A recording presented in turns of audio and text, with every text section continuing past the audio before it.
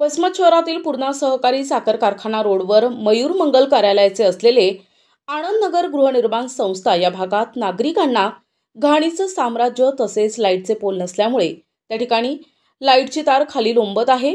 यामुळे नागरिकांच्या जीवाला धोका होण्याचा संभव आहे। नागरिकांच्या या हाल अपेष्टांकडे शासनानं लक्ष देण्याची गरज असल्याची यावेळी नागरिकांनी खंत व्यक्त केली।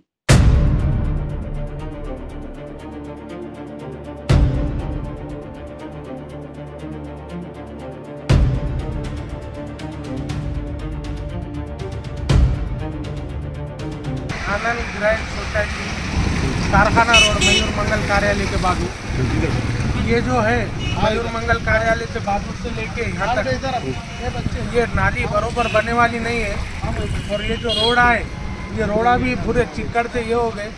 2-3 बार हमने अपने पत्रकारों को चित्रवार साहब को फ़ोन लगाए पत्रकारों के ज़रिए से, तो चित्रवार साहब ने कोई ऐसा रिस्पॉन्स नहीं दिए कोई भी चीज़ में, क्योंकि वहाँ वो बहुत गलीजी हो गई अभी फिलहाल में। ये रोड़ा जो नाली बने वाली है वो पूरी वहाँ से मयूर मंगल कार्यालय से लेके वो वहाँ तक जिम तक अफसर गार्डन के पूरी फेल हो गई, पूरी फुटे वाली है। जहाँ से पानी जा रहा है पूरे घरों में पानी घुस जा रहा है।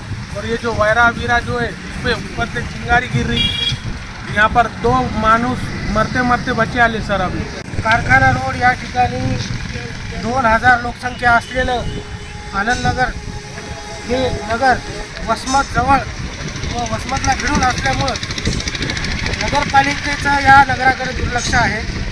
आणि हे जे नालीचं बांधकाम आहे ड्रेनेज नालीचं हे आदरणीय चापके साहेबांनी केलेलं आहे। आणि या नालीचं पूर्ण बांधकाम बोगस झालेलं आहे, खालून पूर्ण नाली फुटलेली आहे। आणि या नालीचं पूर्ण वसमत शहराचं पाणी या नगरमध्ये घुसतं, घरामध्ये घुसतं। याच्याकडे कुणाचंच लक्ष नाही। आम्ही वारंवार चित्रवार साहेबांनाही फोन करून चित्रवार साहेबांनी याच्याकडे दुर्लक्ष केलं आहे। आणि आम्ही आता कुणाकडे जावं। आणि सगळ्यात महत्त्वाची गोष्ट, हा रोड आहे बाबुळगावकडे जाणारा, आदरणीय आमदार साहेबाच्या गावाकडे जाणारा, त्यांचंही या कॉलनीकडे कधी लक्ष नाही। आम्हाला आमची हात जोडून विनंती आहे की आमच्या या समस्येकडे आपण लक्ष द्यावं।